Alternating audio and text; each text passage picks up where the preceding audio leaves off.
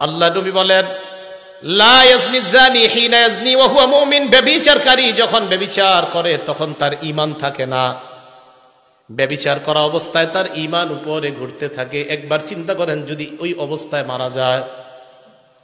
ওয়ালা ইয়াসরিকু সারিকু হিনা ইয়াসরিকু ওয়া হুয়া মুমিন, চুরি যখন চুরি করে, চোর যখন চুরি করে, চুরি করা অবস্থায় তার ঈমান থাকে না, ঘুরতে থাকে। ওয়ালা ইয়াশরাবুল খামরা হিনা ইয়াশরাবু ওয়া হুয়া মুমিনুন, মদ পান করা অবস্থায় তার ঈমান থাকে না, ঈমানটা ঘুরতে থাকে। ওয়ালা ইয়ানতাহিবু নুহবাতান হিনা ইয়ানতাহিবু ওয়া হুয়া মুমিনুন, ছিনতাইকারী যখন ছিনতাই করে তখন তার ঈমান থাকে না, ঈমান ঘুরতে থাকে। আহারে, ছিনতাইকারী আর জিনাকারী আর মদপানকারী তারা যদি একবার ভাবে ওই অবস্থায় যদি আবার মরণ হয়, যে অবস্থায় আমার ঈমানটা যদি না আসে, অপরাধ করা অবস্থায় যদি তার ঈমান না আসে, ওই অবস্থায় যদি তার মরণ হয়ে যায়। সহিহ বুখারীর 6612 নম্বর হাদিসে আল্লাহ নবী বলেন, ইন্নাল্লাহা কাতাবা আলা ইবনি আদম হাজ্জাহু মিনাজ জিনা আদরাকা যালিকা লা মাহালা। আদম সন্তানকে আল্লাহ জিনার পরীক্ষা দ্বারা পরীক্ষা করবেন, কোনো সন্দেহ নাই। ফাজিনাল আইনি আন নজরু, চোখের জিনা হলো দেখা, কোন অবৈধভাবে যেই নারীকে দেখা আপনার হারাম, তার দিকে তাকানো, এটা চোখের জিনা। বর্তমান জামানায় হয়ে গেছে কি কথা কয়, মুখ না ঢাকলেও নারীর পর্দা হয়ে যায়। তাহলে চোখের জিনা আর কোনটা? নারীর চেহারা যদি না ঢাকলে পর্দা হয়, তো চোখের জিনা কোনটা? হ্যাঁ। এরপর আপনি আপনার ছেলেকে বিয়ে করানোর জন্য একটা মেয়েকে দেখতে যান, মেয়ের বাড়িতে নাকি রাস্তায়? সবাই বলেন, বাড়িতে না রাস্তায়? কেন বাড়িতে যাবেন? এখন তো সহজ হয়ে গেছে, মুখ যেহেতু খোলা রাখার কোনো ব্যাপার না, চা দোকানের সামনে দেখলেই তো হয়। দেখে নেবেন চা দোকানের সামনে, কলেজে বাইরে দেখবেন শেষ। হ্যাঁ, টাকাও বাঁচবো, এই তো সুন্দর কথা। কয় টাকাও বাঁচবো, সুন্দর কথা। আব্বারে বলবে, আব্বা চা স্টলের সামনে দেখছি। তাহলে বলেন মুখ ঢাকতে হবে কিনা? আরে মুখ ঢাকতে হবে বলেই তো ছেলে সামান্য সময়ের জন্য ওই দিন মেয়েটাকে দেখা জায়েজ হয়। কত রকমের বিপদে যে একের পর এক পড়বেন আল্লাহ জানে। তো দেখেন এইগুলো এটা। এরপরে রাসূল সাল্লাল্লাহু আলাইহি সাল্লাম বলেন, ওয়াজিনাল লিসান আল মান্তিক, মুখের জিনা হলো কথা বলা। যেই নারীর সাথে দেখা দেওয়া হারাম, ওই নারীর সাথে সরাসরি কথা বলাও হারাম, মোবাইলে কথা বলাও হারাম। এই কিভাবে কথা বলা হারাম? মোবাইলে আপনি অপরিচিত একটা নারীর সাথে কথা বললেন, কথা বলার পর রাত্রে আপনি বালিশে মাথা আড়া লাগায় চিন্তা করলেন, না জানি দেখতে তিনি কেমন। আল্লাহ নবী কয়, ওয়ান নাফসু তামান্না ওয়া তাশতাহি, তোমার দিল কল্পনা করে, এটা হলো দিলের জিনা, অন্তরের জিনা। কি এই জিনা হয় কিনা? ঘরে ঘরে এই জিনা হয়।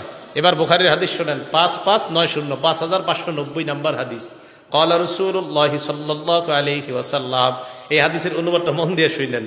লাকুনান্না মিন উম্মতি আকওয়াম, আমার উম্মতের মধ্যে এমন অনেক সম্প্রদায় বের হবে, ইয়াস্তাহিল্লুনাল হিররা ওয়াল হারিরা, যারা জিনা করাকে হালাল মনে করবে, ওয়াল হারিরা, রেশমের পোশাক পরা হালাল মনে করবে, ওয়াল খামরা, মদ পান করা হালাল মনে করবে, ওয়াল মাআজিফা, মাআজিফের অনুবাদ করমুনি, ঢোল তবলা গান বাদ্যকে হালাল মনে করবে। শুধু তাই নয়, বলবে আমি এমন কোন কিতাব বাকি নাই, সব পড়ছি, পড়ার পর কোথাও পাই নাই ঢোল তবলা হারাম। তাহলে বুখারীর এই হাদিসটা কই?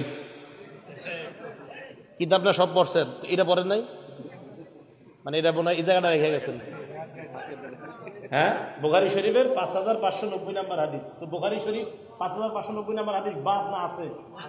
থাকলে এই জায়গাটা গান বাদ্য ঢোল তবলা হারাম, তো সম্ভবত হযরত এই জায়গাটা পড়ে নাই।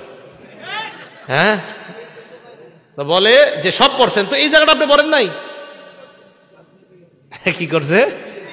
আচ্ছা, যাই হোক। তাহলে যখন নাকি কেউ বলে যে গান বাদ্য হারাম, এটা হুজুররা কোথায় পাইছে, এই কথা বলার পরে নবীজির কথার উপর আমাদের ঈমান বেড়ে যায়, কারণ আমাদের নবীজি বলছে একটা সময় মানুষ গান বাদ্যকে হালাল মনে করবে।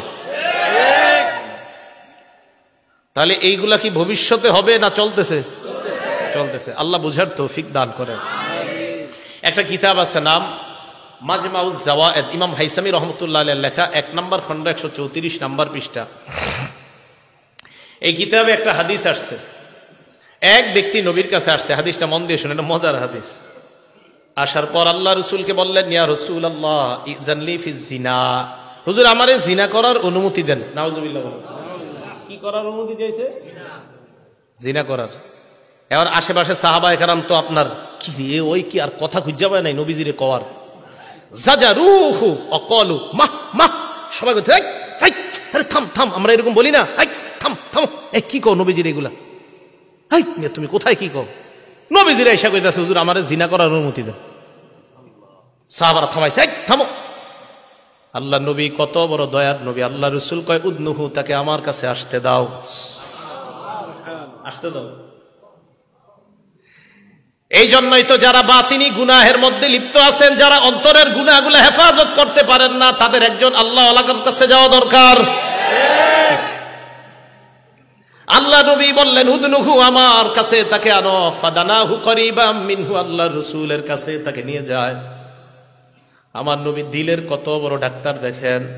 আল্লাহ নবী বলেন শোনো, তুমি এত হিব্বুহু লি উম্মিকা, তুমি আমার কাছে জিনা করার অনুমতি চাইলা, তোমার মায়ের সাথে এই কর্মটা অন্য কেউ করো কিনা তুমি পছন্দ করো কিনা? ওই ব্যক্তি জবাব দেয় লা জাআলানি আল্লাহু ফাদাকা ইয়া রাসূলুল্লাহ, আল্লাহর কসম আমার মায়ের সাথে কেউ ব্যভিচার করবে এটা আমি কোশ্চিনকালেও পছন্দ করি না। আল্লাহ নবী বললেন ফান্নাসু লা ইউহিব্বুনা লি উম্মাহাতিহিম, কোন মানুষ তার মায়েদের সাথে তুমি ব্যভিচার করবা, কেউ ব্যভিচার করবে এটাও তারা তাদের মায়েদের জন্য পছন্দ করবে না। এরপর নবী বললেন আতুহিব্বুহু লি ইবনাতিক, তুমি কি তোমার মেয়ের সাথে অন্য কেউ অপকর্ম করুক, জিনা করুক পছন্দ করবা? জবাব দিলেন লা ফাদাকা ইয়া রাসূলুল্লাহ জাআলানি আল্লাহু ফাদাক, আল্লাহর কসম এটা আমি অপছন্দ করি। আল্লাহ নবী বললেন ফান্নাসু লা ইউহিব্বুনাহু লিবানাতিহিম, মানুষ তাদের কন্যার সাথে কেউ অপকর্ম করবে এটা পছন্দ করে না। নবী বললেন আতুহিব্বুহু লিউখতিকা, তোমার বোনের সাথে কেউ অপকর্ম করবে পছন্দ করো কিনা? ওই ব্যক্তি জবাব দিলেন না। আল্লাহ নবী বললেন ফান্নাসু লা ইউহিব্বুনাহু লিআখাওয়াতিহিম, কোন ভাই তার বোনের সাথে কেউ ব্যভিচার করবে এটা কোন ভাই চায় না।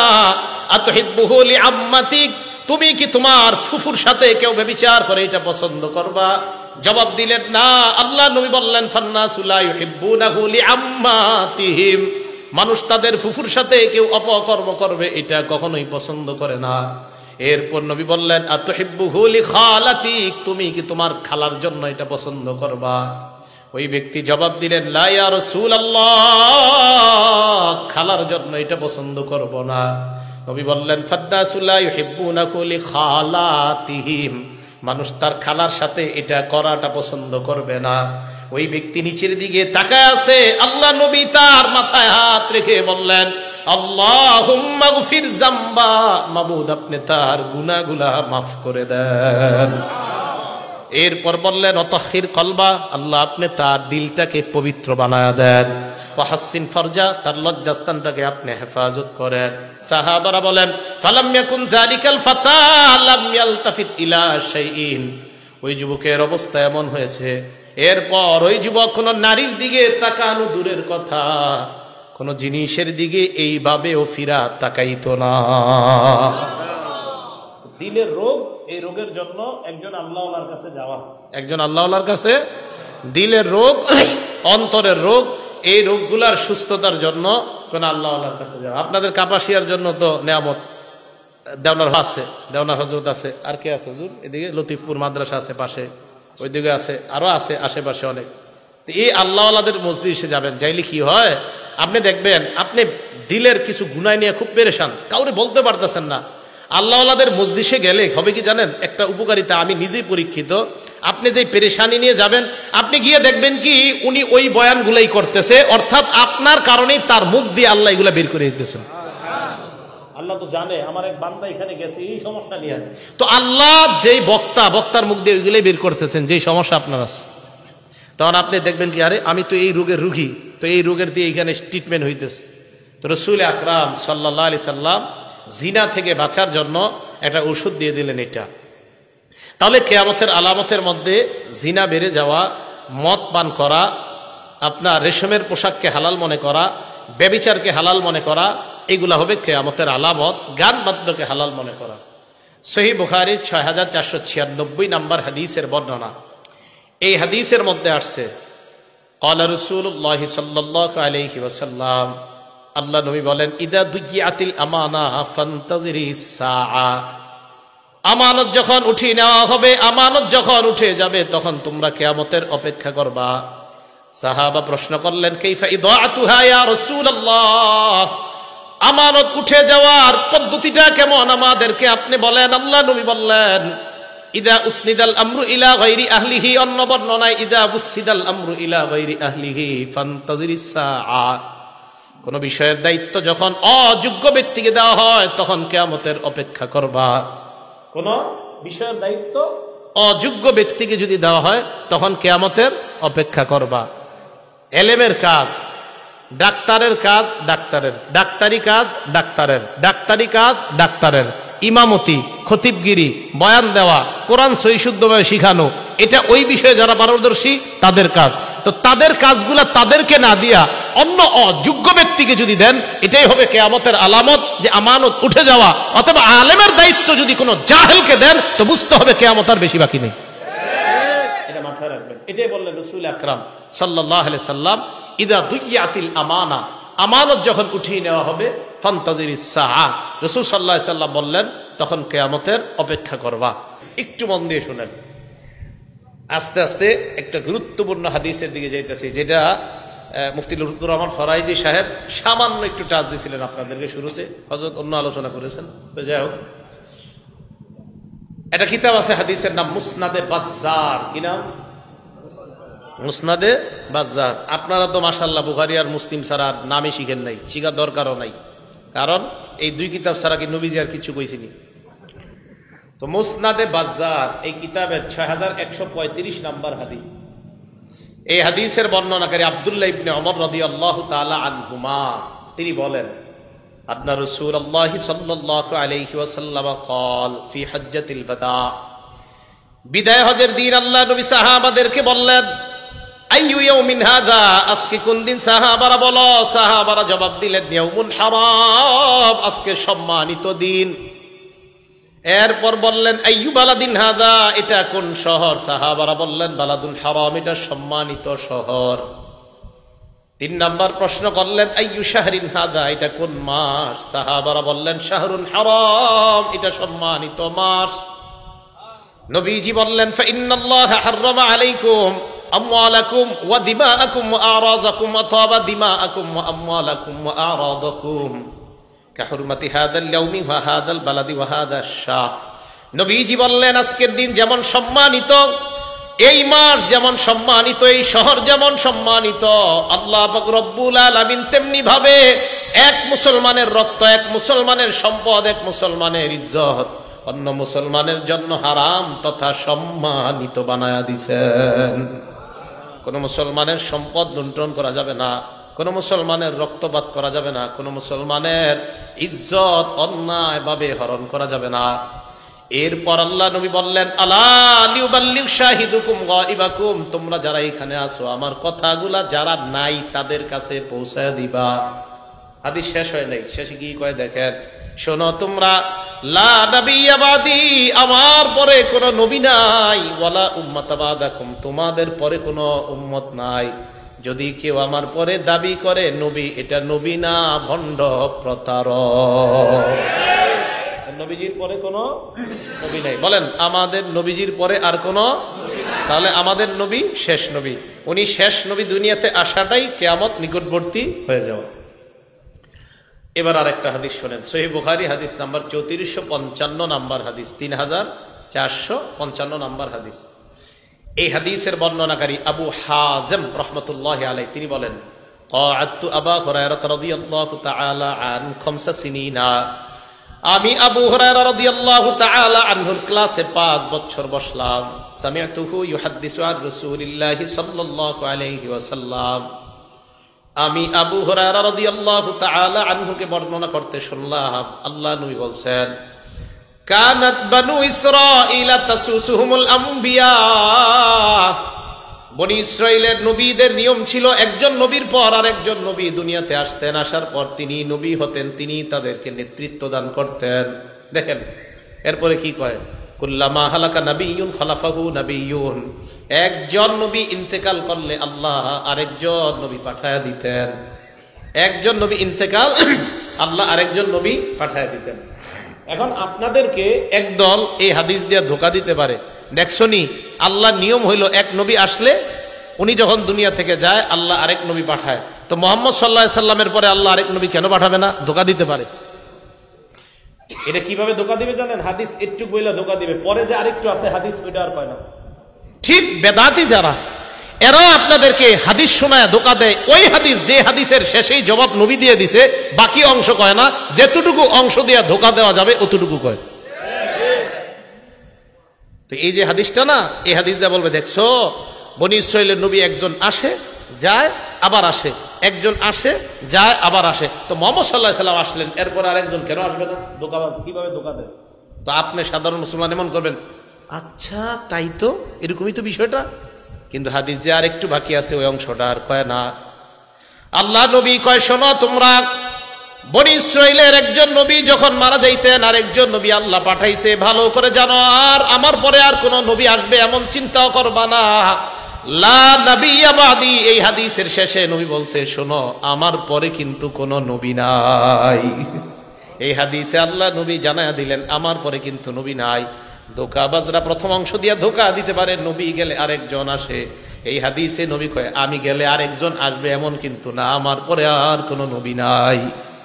এবার আল্লাহ নবী বলেন ওয়াসায়াকুনু খুলাফা ফায়াকসুরুনা, আমার পরে যারা হবে প্রচুর পরিমাণ খলিফা হবে, আমার পরে আর কোন নবী হবে না। সাহাবারা বললেন ফামা তা'মুরুনা ইয়া রাসূলুল্লাহ, খলিফা আসলে আমরা কি করব আমাদেরকে আপনি জানায়া দেন। আল্লাহ নবী জবাব দিলেন খলিফা যখন আসবে ফু বিবাইআতিল আউয়াল ফাল আউয়াল, খলিফা আসলে একের পর এক তোমরা বায়াত গ্রহণ করবা, ওয়া আতুহুম হাক্কাহুম, তাদের হক আদায় করবা। ফাইন্নাল্লাহা সাইলুহুম আম্মা ইসতারআহুম, আল্লাহ পাক রব্বুল আলামিন প্রত্যেক প্রতিনিধিদেরকে তাদের দায়িত্ব সম্পর্কে প্রশ্ন করবেন। খলিফাদের আনুগত্য তোমরা করবা, বাকি প্রতিনিধি যারা হবে তাদেরকে তাদের অর্পিত দায়িত্বের ব্যাপারে আল্লাহর কাছে তারা ধরা খাবে, আল্লাহ তাদেরকে জিজ্ঞাসা করবেন। তাহলে বলেন তো আমাদের নবী শেষ নবী, আমাদের নবী, ওনার পরে কি নবী আসবে না খলিফা? খলিফা। তাহলে আমাদের নবীর পরে নবী আসবে না, কি আসবে? খলিফা। এবার আর একটা হাদিস শোনেন, যে হাদিস দিয়া একটা সম্প্রদায় আছে, ওই সম্প্রদায় ফ্যানটা একটু ইয়া করে দেন, একটা হাদিস দিয়ে এক সম্প্রদায় আপনাদেরকে ধোঁকা দিবে। বিসমিল্লাহ। তিরমিজি শরীফের 3731 নম্বর হাদিস। এই হাদিস দিয়ে যারা ধোঁকা দিবে তারা হলো হযরত আলী রাদিয়াল্লাহু তাআলা আনহুর আবেগী ভক্ত। কি ভক্ত? মানে একদল মানুষ হযরত আলীর নবী মানে, হযরত আলীর কি মানে, মানে এত আবেগ দেখাইতে দেখাইতে হযরত আলীর নবী মানে না। এখন দেখেন ধোঁকাবাজিটা কিভাবে করে। তিরমিজি শরীফের 3731 নম্বর হাদিস। عن سعد بن أبي وقاص رضي الله تعالى عنه قال, سعد بن أبي وقاص رضي الله تعالى عنه বর্ণনা, তিনি বলেন أن رسول الله صلى الله عليه وسلم قال لعلي بن أبي طالب رضي الله تعالى عنه, আল্লাহ নবী হযরত আলীকে বললেন আলী আনতা মিন্নি বিমানজিলাতি মূসা বিমানজিলাতি হারুন মিন মূসা। হযরত আলীকে আল্লাহ নবী বললেন আলী মূসা নবীর নিকট হারুন নবীর যেমন অবস্থান আমার নিকট তেমন তোমার অবস্থান। সুবহানাল্লাহ। মূসা নবীর নিকট হারুন নবীর যেমন অবস্থান আমার নিকট তোমার তেমন অবস্থান। এবার আপনারা মাথা খাটায় দেবেন, মূসা উনি আল্লাহর নবী কিনা, হারুন উনি আল্লাহর নবী কিনা, মুহাম্মদ সাল্লাল্লাহু আলাইহি ওয়াসাল্লাম আল্লাহর নবী কিনা, আলী আলী তাহাদিস মিলল কই? নবীজি বললেন মূসা নবীর নিকট হারুন নবীর অবস্থান যেমন আমার কাছে তোমার অবস্থান তেমন। ওনারা দুইজন নবী, ওনারা দুইজন তো নবী না। ধোঁকাবাজরা আপনাকে বলবে মূসা নবীর নিকট হারুন নবীর যেমন অবস্থান মূসাও নবী হারুনও নবী। মুহাম্মদ সাল্লাল্লাহু আলাইহি ওয়াসাল্লামের নিকট আলীর যদি তেমন অবস্থান হয় তাহলে আলীও নবী হবে। চিল্লায়া বলেন নাউজুবিল্লাহ। কিন্তু হাদিস যে আর একটু বাকি আছে ওই অংশটা বলেন আল্লাহ নবী বলে তবে শোনো আলী ওয়া ইন্নাহু লা নাবিয়্যা বাদি, আমার পরে কিন্তু নবী নাই। মূসা নবীর নিকট হারুন নবীর অবস্থান, উনিও নবী উনিও নবী। আমার নিকট তোমার অবস্থান, আমি নবী তুমি কিন্তু নবী না। তোমার আবেগী বক্তব্যরা, তোমার আবেগী ভক্ত যারা তারা যেন আজাইরা না লাফায়, আমার পরে কিন্তু কোনো নবী নাই। এটা আর কয় না, এই হাদিসে কিন্তু এটা আছে। তাহলে মূসা নবীর নিকট হারুন নবীর অবস্থান যেমন, আমাদের নবী বলে আমার কাছে তোমার অবস্থান তেমন। এটা কিভাবে? ওই যে মুসা নবী দায়িত্ব দিয়ে হারুন নবীর দায়িত্ব দিয়ে গেছে, আমাদের নবী হযরত আলীকে এক জায়গায় দায়িত্ব দিয়েছিলেন, দেওয়ার পর হযরত আলীকে বললেন, আলী, মুসা নবীর নিকট হারুন নবীর অবস্থান যেমন আমার নিকট তোমার অবস্থান তেমন, তাহলে বলেন তো এই অবস্থান কি নবুয়তের দিক দিয়ে না দায়িত্ব? দায়িত্ব। তো হযরত মুসা আলাইহিস সালাতু ওয়াস সালাম নবী, হারুন নবী উনিও নবী, আমাদের নবী নবী, হযরত আলী নবী না, উনি সাহাবা। তাই নবী হাদিসের শেষে স্পষ্ট করে দিলেন, শোনো আলী, আমার পরে কিন্তু নবী নাই। সুবহানাল্লাহ। এবার তিরমিজি শরীফের আরেকটা হাদিস শোনেন। এই হাদিসটা হলো 2219 নাম্বার হাদিস। এই হাদিসটা শুনলে প্রথম অংশ শুনবেন, শোনার পর এরপরে আমরা পুরাটা শুনবো। দেখেন এই হাদিসটা প্রথম অংশ শোনার পর আপনাদের মাঝে কিছু মুসলমান আছে, যে মুসলমানদের মাঝে একটা খারাপ স্বভাব আছে, আশা করি এই স্বভাবটা আজকে থেকে আর থাকবে না, যদি আপনারা রাসূলের হাদিস মানতে চান। মানবেন তো ইনশাআল্লাহ? আচ্ছা। ক্বালা রাসূলুল্লাহি সাল্লাল্লাহু আলাইহি ওয়াসাল্লাম, আল্লাহ নবী বলেন, লা তাকুমুস সাআ হাত্তা তালহাকা কাবাইলু মিন উম্মতি বিল মুশরিকিনা ওয়া হাত্তা ইয়াবুদুল আওসান। নবীজি বলেন, কিয়ামত ততক্ষণ সংগঠিত হবে না যতক্ষণ আমার উম্মতের একদল মুশরিকদের সাথে মিলিত না হবে, আর যতক্ষণ তারা পূজায় লিপ্ত না হবে ততক্ষণ কিয়ামত সংগঠিত হবে না। নবী বুঝাইতে চায়, আমার উম্মতের একদল মুশরিকদের সাথে, যারা আল্লাহর সাথে শিরিক করে, তাদের সাথে মিলিত হয়ে তাদের ইবাদতের প্রার্থনার অনুষ্ঠানগুলোতে তারা যাইবে। এই জামানায় আমরা যদি দেখি আমাদের কোন মুসলমান যারা আল্লাহর সাথে শিরিক করে, অন্য কোন ধর্মের বিরুদ্ধে আমরা না, সমস্ত ধর্মকে শ্রদ্ধা করি, তবে মুসলমানদের ধর্মের আলাদা নিয়ম আছে না নাই? মুসলমানদের মধ্যে ইসলামী মূল্যবোধ বিশ্বাসী যদি কোনো মানুষ মুশরিকদের সাথে মিলিত হয়ে বলে আমি তাদের সাথে একাত্মতা প্রকাশ করলাম, আমরা ওই মানুষটাকে জানায় দিব, তোমারে দেখে আমার নবীর কথার সত্যতার প্রতি আমাদের ঈমান আরো বেড়ে যায়। আর নবী বলছে, তোমার মতো একদল লোক মুশরিকদের সাথে মিলা পূজার অনুষ্ঠানে যাইবা আর তাদের প্রার্থনার অনুষ্ঠানে যাইবা। প্রত্যেক ধর্মের অনুষ্ঠান আমরা শ্রদ্ধা করি, বাকি প্রত্যেক ধর্মের অনুষ্ঠান ওই ধর্মের মানুষের জন্য, অন্যদের জন্য না। এখন রাসূল সাল্লাল্লাহু আলাইহি সাল্লাম বললেন যে একদল মুসলমান এরকম মিলিত হবে যারা মুশরিক তাদের সাথে। হাদিস শেষ হয় নাই, এবার দেখেন। এবার আল্লাহ নবী বলেন, আন্নাহু সায়াকুনু ফি উম্মতি সালাসুনা কাযাবুনা, আমার উম্মতের মধ্যে 30 জন মিথ্যাবাদীর আবির্ভাব ঘটবে। বলেন কয়জন? 30 জন। কুল্লুহুম ইয়াজউমু আন্নাহু নাবিয়্যুন, প্রত্যেকে ধারণা করবে সে নবী। নাউযুবিল্লাহ। আল্লাহ নবী কয়, ওয়া আনা খাতামুন নাবিয়্যিন লা নাবিয়্যা বাদি, আমি শেষ নবী, আমার পরে আর কোন নবী নাই।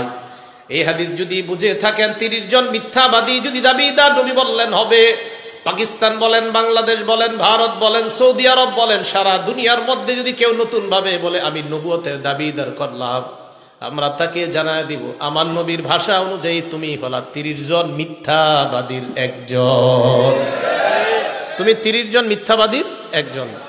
কারণ নবীজি বলছে 30 জন মিথ্যাবাদীর আবির্ভাব ঘটবে, যারা প্রত্যেকে দাবি করবে আমি নবী। আর রাসূল সাল্লাল্লাহু আলাইহি সাল্লাম বলেন, আমি শেষ নবী, আমার পরে আর কোনো নবী নাই। কথাগুলো মনে থাকবে ভাই। তাহলে রাসূল সাল্লাল্লাহু আলাইহি সাল্লাম বলে দিলেন আমি শেষ নবী, আমার পরে নবী নাই। এবার একটু বুঝেন, ফরাজি সাহেব তো বই নিয়ে আসছিল, আচ্ছা যাক মাশাআল্লাহ। এই এরা আপনাদেরকে দাওয়াত দিবে কিভাবে? যারা নতুন নতুন নবুয়তের দাবিদাররা কিছু বই ট্রেনে, লঞ্চে বই নিয়ে নিয়া, অনেক মেয়েরা, অনেক ছেলেরা কিছু বই নিয়ে আপনারা আস্তে আস্তে এইভাবে চিপায় নিয়ে যাবে, বলবে একটু পড়ো, এটা পড়ো। আমি দেখছি নিজেই তো, এরকম আমি দেখছি নিজে কিভাবে। তো মনে করেন কোন এক ট্রেনে উঠছি আমি, তখন ছাত্র মানুষ, উঠার পরে দেখি এরকম ঘটনা ঘটে, এরকম বই দিবে, বই দেওয়ার পরে আপনারে পড়াবে। তো পড়ানোর পরে এই সেই, আমি কিন্তু বলি নাই কোন দেশে, এটা বলছি না, আচ্ছা যেই দেশেই। তো পড়ানোর পর বলবে, বলতে বলতে এক পর্যায়ে বলবে কি বুঝলেন, আপনারা বলবে, তো আপনি বলবেন কি বুঝলাম, তাই বলতে বলতে বলবে তার মানে নবুয়তের দরজা এখনো খোলা আছে। নাউজুবিল্লাহ বলেন। এইগুলা পড়ানোর পর আপনারা বুঝাবে, আপনাকে যখন বুঝাবে আপনি সাথে সাথে বলবেন ভাই আপনার কথা শোনার পর আমার নবীর হাদিসের উপর আমার ঈমান বাইরে গেছে। কেন বাড়ছে? আমার নবী বলছে 30 জন মিথ্যাবাদীর আবির্ভাব ঘটবে। এর মানে এই বই আপনাদের যে গুরু, ওই গুরু হলো ওই ভণ্ড 30 জনের একজন। সোজা কথা। রাসূল সাল্লাল্লাহু আলাইহি সাল্লাম বলছে 30 জন মিথ্যাবাদী আসবে, এরা দাবি করবে নবী। আর আমি বুঝি না মানুষ কিভাবে এরপরেও বুঝে না যে আমাদের নবী যে শ্রেষ্ঠ নবী, উনি যে শ্রেষ্ঠ খতামুন নবীর, ওনার কথা একের পর এক মিলে যাচ্ছে, তো উনি তো সত্যবাদী হওয়া এটা আকলেও কয়। এটা কেন বুঝে না মানুষ? এবার বুখারী শরীফের হাদিস শুনেন, হাদিস নাম্বার 3535, কত হয়? 3535। এই হাদিসে অধ্যায় কায়েম করছে ইমাম বুখারী রহমতুল্লাহ আলাইহি, বাবু খাতিমিন নবিয়িনা সাল্লাল্লাহু আলাইহি সাল্লাম। খাতিমিন, খতাম না, খাতিমিন। এই হাদিসের মধ্যে আসছে আবু হুরায়রা রাদিয়াল্লাহু তাআলা আনহুর বর্ণনা, ক্বালা রাসূলুল্লাহ সাল্লাল্লাহু আলাইহি ওয়াসাল্লাম, আল্লাহ নবী বলেন, ইন্না মাসালি ওয়া মাসালাল আমবিয়া মিন ক্বাবলি কামাসালি রাজুলিন বানা বাইতান, আমার পূর্ববর্তী নবীদের দৃষ্টান্ত হলো ওই ব্যক্তির মতো যেই ব্যক্তি একটা ঘর বানিয়েছে, ফাজমালা ওয়া আহসানা, ঘরটা বড় চমৎকার ভাবে সাজিয়েছে, বড় সুন্দর ভাবে ঘরটা সাজায়। দেখেন সাজানোর পর ইল্লা মাউদি আলাবিনা ফি জাওিয়া, একটা ইট পরিমাণ জায়গা খালি আছে। কি পরিমাণ জায়গা খালি? ইট পরিমাণ জায়গা খালি। ফাজালাত নাসু ইয়াতুফুনা বিহি, জনগণ ওই ঘরটা দেখতে যায়, ঘরের চারপাশে ঘুরে, ওয়া আজাবুন আলা, আশ্চর্য হয়, এত সুন্দর একটা ঘর, এই ঘরটা কেমনে একটা ইট এখনো বাকি আছে, আহারে ইটটা দিলে কত সুন্দর হইতো, সবাই এটা কয়। একটা ঘর অনেক সুন্দর, মানে এর চেয়ে সুন্দর আর ঘর হয় না, কিন্তু একটা ইটের জায়গা খালি। তো সবাই তওয়াফ করে আর কয়, এত সুন্দর একটা ঘর, ইটের জায়গাটা কেন খালি? আল্লাহ নবী কয়, ফাআল্লাহ বিনা, যেই খালি জায়গার ইটটা আমি হলাম সেই ইট, আমি হলাম সেই ইট। আল্লাহ আদম নবীর মাধ্যমে ঘরটা সাজানো শুরু করেছেন, ঈসা নবী পর্যন্ত ঘরটা আল্লাহ থামাইছেন, ইটের জায়গাটা আল্লাহ ফাঁকা রাখছেন, আমি নবীর মাধ্যমে ওই ফাঁকা পূরণ করে ঘরের সৌন্দর্যের সমাপ্তি আল্লাহ টেনে দিলেন। হাদিসের শেষে আল্লাহ নবী বলেন, আনা খাতিমুন নবিয়্যিন, আমি শেষ নবী, আমার পরে আর কোন নবী নাই। খতিম কেন বলছে জানেন? যারা আপনাদেরকে ধোকা দিতে চায় না, এরা কয় খতিম না খতাম, এরা কয় খতিম না খতাম। আপনি জবাব দিবেন, যদি খতিমও কও তাও নবী শেষ নবী, যদি খতাম কও তাও নবী শেষ নবী। পাল্টা প্রশ্ন করবে আপনাকে, খতামের দলিল কি? আপনি জবাব দিবেন সূরা আহজাবের 40 নম্বর আয়াত হলো খতামের দলিল। এরা বলবে খতিমের দলিল কি? বলবেন বুখারীর 3535 হলো খতিমের দলিল। তামের দলিলও আছে, তিমের দলিলও আছে। সূরা আহজাবের 40 নম্বর আয়াতে আল্লাহ বলেন, মা কানা মুহাম্মাদুন আবা আহাদিম মির রিজালিকুম, মুহাম্মদ সাল্লাল্লাহু আলাইহি ওয়াসাল্লাম তোমাদের কারো পুরুষের পিতা নন, ওয়ালাকিন রাসূলুল্লাহ, তিনি আল্লাহর রাসূল, খাতামান নবিয়্যিন, সুবহানাল্লাহ, খাতাম, তিনি শেষ নবী। তাহলে খাতাম বলেন, খাতিম বলেন, মুহাম্মদ সাল্লাল্লাহু আলাইহি ওয়াসাল্লাম শেষ নবী, ওনার পর আর কোনো নবী নাই। বইস্তু আনা ওয়াস সাআতু কাহাতাইন, কিয়ামত আর আমার মাঝে এত সময় ব্যবধান, অর্থাৎ আমি আশা মানি কিয়ামত আর বেশি দিন বাকি নেই। আরেকটা হাদিস শুনেন, সহিহ বুখারীর 5231 নম্বর হাদিস, ক্বালা রাসূলুল্লাহ সাল্লাল্লাহু আলাইহি ওয়াসাল্লাম, আল্লাহ নবী বলেন, ইন্না মিন আশরাতিস সাআ আইয়ুরফাল ইলম, নবীজি বলেন কিয়ামতের আলামতের মধ্যে এটাও একটা আলামত, আইয়ুরফাল ইলম, ইলম উঠে যাবে। বলেন কি উঠে যাবে? ভালো করে বলেন, কি উঠে যাবে? ইলম উঠে যাবে। ফরাইজি সাহেবের বয়ানের শুরু দিক দিয়ে একটু শুনছি, পরে আবার ঘুমাইসে গেছে, মন চাইছে শুনতাম, কিন্তু পরে বৈশা ঘুমাই গেছে। শুরু দিক দিয়ে উনি ওলামাদের শান আলোচনা করতেছিলেন। তো দেখেন কি কয় আল্লাহ, ইন্নাল্লাহা লা ইয়ারফাউল ইলম, ও ইন্না মিন আশরাতিস সাআ আইয়ুরফাল ইলম, কিয়ামতের আলামতের মধ্যে একটা হলো ইলম উঠিয়ে নেওয়া হবে। কি উঠিয়ে নেওয়া হবে? 2 নাম্বার, ওয়াসবুতাল জাহলু, মূর্খতা প্রতিষ্ঠিত হবে, মূর্খতা সমাজের মধ্যে ছড়ায় পড়বে। আলহামদুলিল্লাহ সূরাটা বিশুদ্ধভাবে পড়তে পারে না, কয় আপনার সাথে আমি বহস করতে চাই। আমি কিন্তু বহস পারিও না, আমারও তো যোগ্যতা নাই, সত্যি সত্যি। মুবাহিস তো আমাদের ফরাইজি সাহেব, আবরার ভাই, ওনারা তো অনেক সময় বলে, কয় আমি বহস করতে চাই, সূরা ফাতিহা কি পারে না, শুদ্ধ পারে না। আমি বলছি না যে উনি বহসে পারবে না, যিনি বলে মাশাআল্লাহ উনিও ভালো বহস করে, কথার কথা যেই বলে উনি বলুক, আপনাদের কেউ বলেন, অথবা একটা জেনারেল শিক্ষিত আপনারা বলেন যে আমি আপনার সাথে বহস করতে চাই, আমি বলবো না মাশাআল্লাহ এটা আপনার যোগ্যতা, আল্লাহ তাআলা আরো বাড়ায়া দেখ। কিন্তু আমি সাথে সাথে বলবো বহস করতে কতক্ষণ লাগবে, তো আপনি বলবেন 1 ঘন্টা, 2 ঘন্টা, 3 ঘন্টা। আমি বলবো ভাই এই 1-2 ঘন্টা সময় নষ্ট না কইরা সূরা ফাতিহাটা শিখা নামাজটা শুদ্ধ করেন। সময় নষ্ট করবেন না, ফাতিহাটা শিখেন। খারাপ কথা বলছি?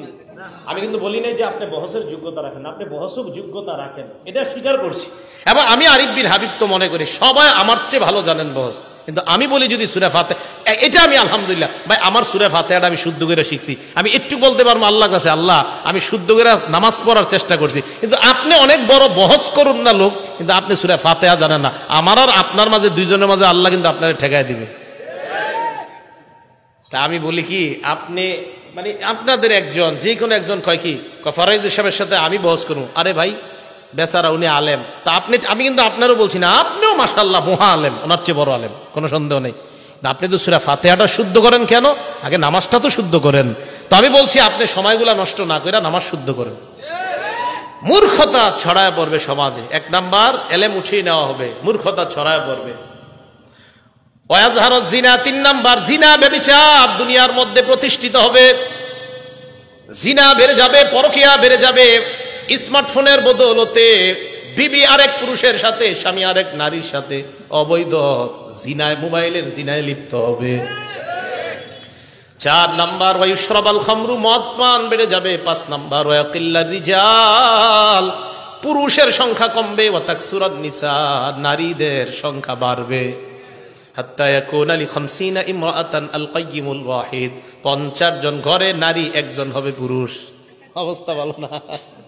50 জন নারী ঘরে হবে একজন পুরুষ। তো হ্যাঁ, কিয়ামত, এটা হলো কিয়ামতের আলামত। তো 1 নাম্বার, এলেম উঠিয়ে নেওয়া হবে। এই হাদিস থেকে আমরা জানলাম, মন দিয়ে শুনি আমরা। এখন কথা হলো এলেম কিভাবে উঠাবে। হুজুর একটু এদিকে আসেন তো, একজন, যে কোনো একজন আসতে হবে। আপনি আসেন, এই যে এদিক তাকান, এই যে এদিক তাকান, এই যে টান দিলাম, ছিনায় নিলাম, এইভাবে এলেম উঠায় নিবে না। সহিহ বুখারীর 100 নম্বর হাদিস, ক্বালা রাসূলুল্লাহ সাল্লাল্লাহু আলাইহি ওয়াসাল্লাম, আল্লাহ নবী বলেন, ইন্নাল্লাহা লা ইয়াকবিজুল ইলমা ইনতিজাআন ইয়ানতাজিউহু মিনাল ইবাদ, আল্লাহ বান্দাদের থেকে এইভাবে ছু মেরে এলেম উঠায় নিবেন না। এবার আপনাদের প্রশ্ন, হুজুর তাহলে এলেম আল্লাহ কিভাবে উঠায় নিবেন? আহারে মুসলমান, কিভাবে আপনাদেরকে বুঝাই? নবীজি বলেন, ওয়ালাকিন ইয়াকবিজুল ইলমা বিকবজিল উলামা, আলেমদেরকে উঠায় নেওয়ার মাধ্যমে এলেম আল্লাহ উঠায় নিবেন। হাফিজি হুজুর চলে যাওয়া মানে এলেমের একটা সাগর চলে যাওয়া। আল্লামা শাইখুল হাদিস চলে যাওয়া মানে এলেমের সাগর চলে যাওয়া। আল্লামা আমিনী রহমতুল্লাহ চলে যাওয়া মানে এলেমের বিশাল সমুদ্র চলে যাওয়া। আর আমি আর আপনি চটি বই পড়ি আর দাবি করি হুজুররা কি জানে, আমি সব জানি। আফসোসের কথা। রসুল বললেন এলেম আল্লাহ উঠায় নেবে, আলেমদের উঠে না। আমার আপনার হতাশ হওয়া দরকার, আফসোস করা দরকার যে আলেমরা বিদায় নিচ্ছে। এটা আমাদের জন্য কপাল খারাপের লক্ষণ। আর আমি আপনি এখনো ঝগড়া নিয়ে আসি। এখনো আমি আপনি একজন শাইখুল হাদিসের ভুল ধরে গিয়ে আজকে সকাল থেকে একটা নতুন বই পইরা, বেচারা 20 বছর বুখারী পড়ায়, ওনার ভুল ধরতে যান আপনি। রাসূল আকরাম সাল্লাল্লাহু আলাইহি সাল্লাম বললেন, আলেম চলে যাবে তো এলেম উঠে যাবে। আজকে আমি আরিফ বিন হাবিব, আরো আমরা হুজুররা আপনাদের সামনে জুমা পড়াই, কথা বলি, আর ভাবেন এই হুজুরের চেয়ে বড় হুজুর মনে আর দুনিয়াতে নেই। অথচ আমার নবী বলেন না, আলেম চলে যাওয়া মানে এলেম চলে যাওয়া। এই যা দেখতেছো এইগুলা ভাষা ভাষা কিছু বিদ্যা দেখতেছো, আসল এলেম তো আল্লাহ একের পর এক উঠিয়ে নিচ্ছেন, উঠিয়ে নিচ্ছেন। এই চিন্তা চেতনা না। বুখারী শরীফের সব মানেন তো এই হাদিসটা একটু মানতে পারেন না যে বুখারীর 100 নম্বর হাদিসে নবী বলছেন এলেম আল্লাহ উঠিয়ে নেয় আলেমদেরকে উঠায় নেওয়ার মাধ্যমে। তো এই চেতনা, এই চিন্তা, এই পেরেশানি আমার আপনার মাথায় কেন আসে না? সর্বনাশ, আমাদের দেশের আলেমরা চলে যাওয়া মানে তো এলেম চলে যাচ্ছে। আমি আপনি এই টেনশন না করে নতুন নতুন ভাবে আমি আপনি দাবি করতে চাই আমি কোরআন বেশি বুঝি, আমি হাদিস বেশি বুঝি। এত বেশি বুঝে বুঝতে বুঝতে হাদিস অস্বীকার করে শুধু কোরআন বুঝে। এখন শুধু কোরআন, আপনি নতুন শুধু কোরআন আর হাদিস দরকার নেই। অপেক্ষায় থাকেন, কিছুদিন পরে বলবে কোরআনের এই অংশটুকু মানি না, এটুকু মানি। এটার অপেক্ষায় থাকেন, বলবে। কেন বলবে জানেন? আমি তো জানি কেন বলবে। কারণ যারা শুধু কোরআন মানে হাদিস মানে না, এদের দাবি হলো এরা কোরআন বুঝে। আমি এদেরকে অসংখ্যবার বলছি এরাও কোরআন বুঝে না। কেন বলছি জানেন? আমি এদেরকে বলছি আপনারা পুরা কোরআন পড়েন না, এই জন্য বুঝেনও না। এদের অনেককে আমি বলছি যে আপনারা কোরআনও বুঝেন না। কিভাবে বুঝেন না কোরআন? আপনি তো কোরআন পুরাটা পড়েন না। আপনি কোরআন নিয়ে কারোর সাথে বসলে কি করেন? সামনে একটা আইপ্যাড কি জানি নিয়ে বসে, আপনার ওই যে ল্যাপটপ ট্যাব নিয়ে বসে, বসার পরে একটার পরে আয়াত এবার দেখে দেখে বহস করতে চায়। আমি আরিফ বিন হাবিব আজকে আপনাদের সামনে বলছি, ওইটা নিয়ে না বৈশা এই যে এখানে আজকে আমি বৈশা রয়েছি, আপনি এখানে আসেন, আমি কোরআনের একের পর এক আয়াত বলি, আপনিও বলেন, তো দেখা যাবে কেমন আপনি আহলে কোরআন। আহলে কোরআন শুধু কোরআন মানে কি? কোরআন ইন্টারনেট, ল্যাপটপ কোরআন। আপনি তো কোরআন এত বুঝেন, তো আসেন না আপনি এমনি রাস্তায় মনে করেন আসর নামাজ পড়ছি দুইজন এক মসজিদে, আসরের নামাজের পরে দুইজন দাঁড়ায় দাঁড়িয়ে একটু কথা বললাম, জনগণ দেখুক। আপনি তো এটা জীবনে করবেন না, কারণ আপনি নিজেও জানেন কোরআনের কয়েকটা আয়াত আপনি মুখস্থ করছেন, বাকিগুলো আপনার জানা নাই। আজীব এক পেরেশানিতে আছি আমরা। তো রাসূল আকরাম সাল্লাল্লাহু আলাইহি সাল্লাম বললেন, আল্লাহ এলেম উঠিয়ে নিবেন আলেমদেরকে উঠায় নেওয়ার মাধ্যমে। কিভাবে উঠায় নিবেন বলেন তো? আলেমদেরকে। নবীজি বলেন, হাত্তা ইদা লাম ইউকি আলিমান, মানুষ আর আলেম খুঁজা পাবে না। এক পর্যায়ে ইত্তাখাযান নাসু রুউসান জুহাল, মানুষ জাহেলদেরকে ধর্মীয় নেতা বানাবে। জাহেলদেরকে ধর্মীয় নেতা বানানোর পর ফাসুইলু, তাদেরকে প্রশ্ন করা হবে। প্রশ্ন করার পর ফাফতাউ বিগাইরি ইলমিন, বিদ্যা ছাড়াই ফতোয়া দিয়ে দিবে। ফাদল্লু আদল্লু, নিজেরাও পথভ্রষ্ট হবে, যাদেরকে ফতোয়া দিবে তাদেরকেও পথভ্রষ্ট বানাবে। আমি অবাক হয়ে যাই, বিভিন্ন জায়গায় আমাদের দেশেও সারা দুনিয়াতে এমন এমন কিছু মানুষ আছে যাদেরকে এই পর্যন্ত আমি জীবনেও দেখি নাই কোনো প্রশ্নে বলছে এটা আমার জানা নাই, সব জানে। আমি অবাক, এমন এমন অনেক ব্যক্তি আছে যারা মানে কোনো প্রশ্নে উনি কখনো বলে নাই আমি জানি না, অথচ আল্লাহর রাসূল অনেক প্রশ্নে বলছে আমি জানি না, জিবরাইল না জানাইলে। কি আজীব বর্তমান যুগের এমন এমন আলেম আছে যারা কোনো প্রশ্নে না আমি জানি না, মানে উনি সব জানে। পরে যাই না কি হয় জানেন, এমন এক ফতুয়া দেয় যে ফতুয়ার কারণে জনগণের মধ্যে দুই দল হয়ে যায়। মানে অবাক, ফতুয়া এভাবে দিবে, জাহেলদেরকে যখন নেতা বানাবে। তো আল্লাহ এইভাবে আলেমদের মাধ্যমে এলেম উঠিয়ে নিবেন, এটা গেল একটা বিষয়। এরপরে বললেন ওয়াজহারু জিনা, ব্যভিচার সমাজে প্রতিষ্ঠিত হবে, ব্যভিচার বেড়ে যাবে।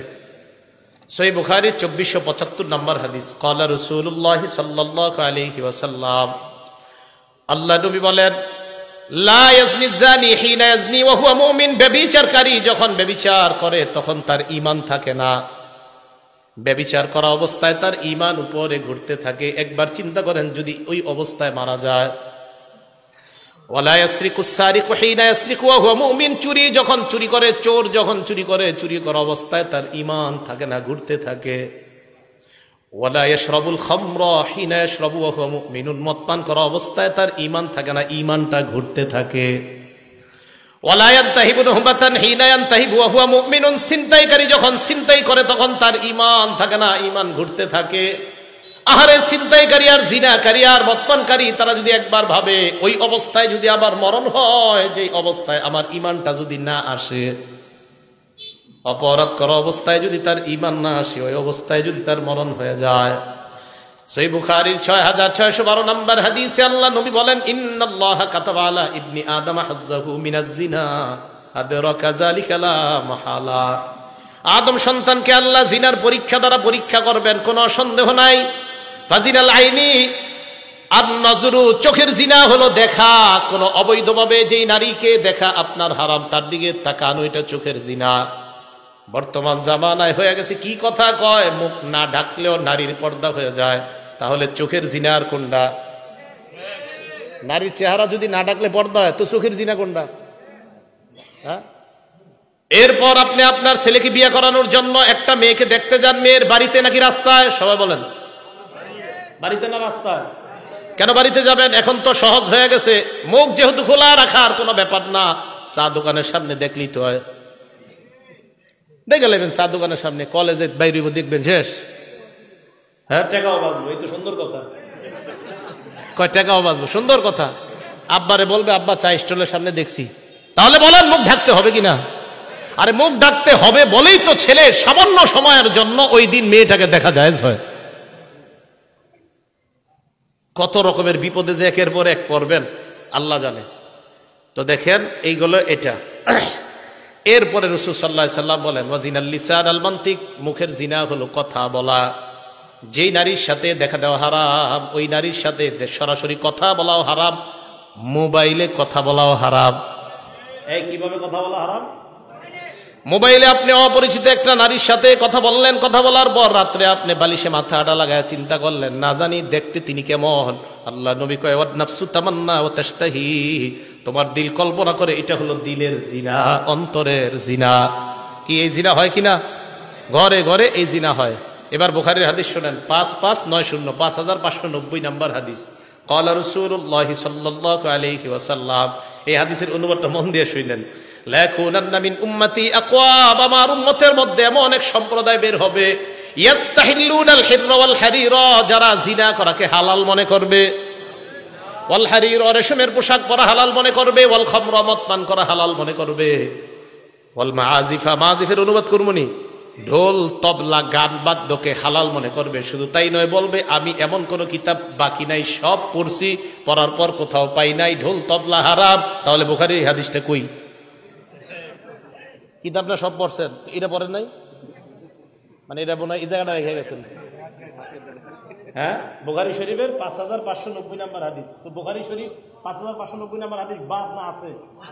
থাকলে এই জায়গাটা গান বাদ্য ঢোল তবলা হারাম, তো সম্ভবত হযরত এই জায়গাটা পড়ে নাই। হ্যাঁ, তো বলে যে সব পড়ছেন, তো এই জায়গাটা আপনি পড়েন নাই, কি করছে? আচ্ছা, যাই হোক। তাহলে যখন নাকি কেউ বলে যে গান বাদ্য হারাম, এটা হুজুররা কোথায় পাইছে, এই কথা বলার পরে নবীজির কথার উপর আমাদের ঈমান বেড়ে যায়, কারণ আমাদের নবীজি বলছে একটা সময় মানুষ গান বাদ্যকে হালাল মনে করবে। তাহলে এইগুলা কি ভবিষ্যতে হবে না চলতেছে? চলতেছে। আল্লাহ বুঝার তৌফিক দান করেন। একটা কিতাব আছে, নাম মাজমাউজ জাওয়ায়েদ, ইমাম হাইসামি রহমতুল্লাহ আলাইহির লেখা, 1 নম্বর খণ্ড 134 নম্বর পৃষ্ঠা। এই কিতাবে একটা হাদিস আসছে, এক ব্যক্তি নবীর কাছে আসছে, হাদিসটা মন দিয়ে শুনেন, মজার হাদিস। আসার পর আল্লাহ রাসূলকে বললেন, ইয়া রাসূলুল্লাহ ইযানলি ফিজ জিনা, হুজুর আমারে জিনা করার অনুমতি দেন। নাউজুবিল্লাহ। কি করার অনুমতি চাইছে? জিনা করার। এবার আশেপাশে সাহাবায়ে কেরাম তো আপনার কি রে, ওই কি আর কথা খুঁজে পায় নাই নবীজিরে কওয়ার, জাজারুহু অকলু মাহ মাহ, সবাই বলতে হাই, আরে থাম থাম, আমরা এরকম বলি না, হাই থাম থাম, এই কি কও নবীজির এগুলা, হাই তুমি কোথায় কি কও? নবীজির এসে কইতাছে হুজুর আমারে জিনা করার অনুমতি দেন। সাহাবারা থামাইছে, এই থামো। আল্লাহ নবী কত বড় দয়ার নবী, আল্লাহ রাসূল কয় উদনুহু, তাকে আমার কাছে আসতে দাও, আসতে দাও। এই জন্যই তো যারা বাতিনি গুনাহের মধ্যে লিপ্ত আছেন, যারা অন্তরের গুনাহগুলো হেফাজত করতে পারেন না, তাদের একজন আল্লাহ ওয়ালার কাছে যাওয়া দরকার। আল্লাহ নবী বললেন উদনুহু, আমার কাছে তাকে আনো, ফাদানাহু করিবাম মিনহু, আল্লাহ রাসূলের কাছে তাকে নিয়ে যায়। আমার নবী দিলের কত বড় ডাক্তার দেখেন। আল্লাহ নবী বলেন, শোনো, তুমি আতুহিব্বুহু লিউম্মিকা, তুমি আমার কাছে জিনা করার অনুমতি চাইলা, তোমার মায়ের সাথে এই কর্মটা অন্য কেউ করো কিনা তুমি পছন্দ করো কিনা? ওই ব্যক্তি জবাব দেয়, লা জাআলানি আল্লাহু ফাদাকা ইয়া রাসূলুল্লাহ, আল্লাহর কসম আমার মায়ের সাথে কেউ ব্যভিচার করবে এটা আমি কোশ্চিনকালেও পছন্দ করি না। আল্লাহ নবী বললেন, ফান্নাসু লা ইউহিব্বুনা লিউম্মাহাতিহিম, কোন মানুষ তার মায়েদের সাথে তুমি ব্যভিচার করবা, কেউ ব্যভিচার করবে, এটাও তারা তাদের মায়েদের জন্য পছন্দ করবে না। এরপর নবী বললেন, আতুহিব্বুহু লিইবনাতিক, তুমি কি তোমার মেয়ের সাথে অন্য কেউ অপকর্ম করুক, জিনা করুক পছন্দ করবা? জবাব দিলেন, লা ফাদাকা ইয়া রাসূলুল্লাহ, জাআলানি আল্লাহু ফাদাক, আল্লাহর কসম এটা আমি অপছন্দ করি। আল্লাহ নবী বললেন, ফান্নাসু লা ইউহিব্বুনাহু লিবানাতিহিম, মানুষ তাদের কন্যার সাথে কেউ অপকর্ম করবে এটা পছন্দ করে না। নবী বললেন, আতুহিব্বুহু লিউখতিকা, তোমার বোনের সাথে কেউ অপকর্ম করবে পছন্দ করো কিনা? ওই ব্যক্তি জবাব দিলেন, লা। আল্লাহ নবী বললেন, ফান্নাসু লা ইউহিব্বুনাহু লিআখাওয়াতিহিম, কোন ভাই তার বোনের সাথে কেউ ব্যভিচার করবে এটা কোন ভাই চায় না।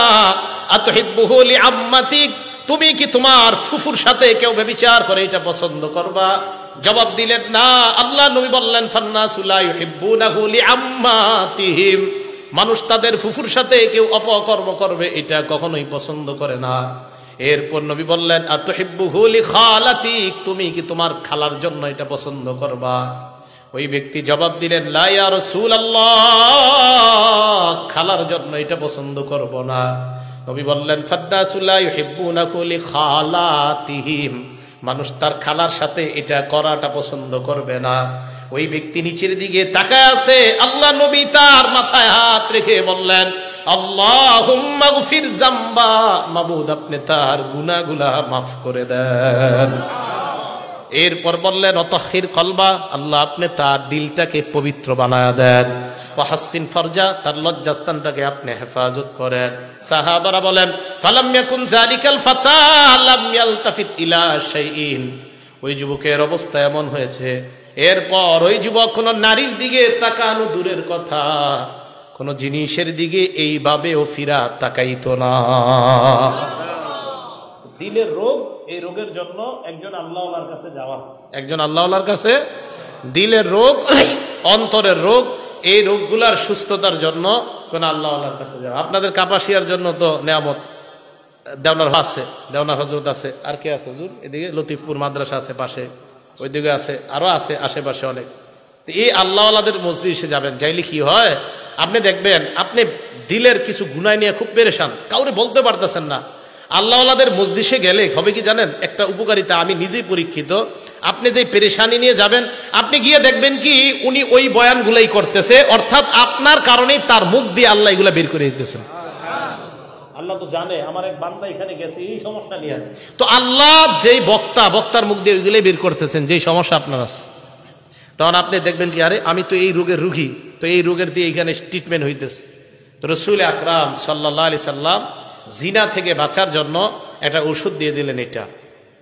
তাহলে কিয়ামতের আলামতের মধ্যে জিনা বেড়ে যাওয়া, মদ পান করা, আপনার রেশমের পোশাককে হালাল মনে করা, ব্যভিচারকে হালাল মনে করা, এগুলা হবে কিয়ামতের আলামত। গান বাদ্যকে হালাল মনে করা। সহিহ বুখারী 6496 নম্বর হাদিসের বর্ণনা। এই হাদিসের মধ্যে আসছে, ক্বালা রাসূলুল্লাহ সাল্লাল্লাহু আলাইহি ওয়াসাল্লাম, আল্লাহ নবী বলেন, ইদা দুইয়াতিল আমানা ফান্তাজিরিস সাআ, আমানত যখন উঠিয়ে নেওয়া হবে, আমানত যখন উঠে যাবে, তখন তোমরা কিয়ামতের অপেক্ষা করবা। সাহাবা প্রশ্ন করলেন, কাইফা ইদাআতুহা ইয়া রাসূলুল্লাহ, আমানত উঠে যাওয়ার পদ্ধতিটা কেমন আমাদেরকে আপনি বলেন। আল্লাহ নবী বললেন, ইদা উসনিদাল আমরু ইলা গায়রি আহলিহি, অন্য বর্ণনায় ইদা উসনিদাল আমরু ইলা গায়রি আহলিহি ফান্তাজিরিস সাআ, কোন বিষয়ের দায়িত্ব যখন অযোগ্য ব্যক্তিকে দেওয়া হয় তখন কিয়ামতের অপেক্ষা করবা। কোন বিষয়ের দায়িত্ব অযোগ্য ব্যক্তিকে যদি দেওয়া হয় তখন কিয়ামতের অপেক্ষা করবা।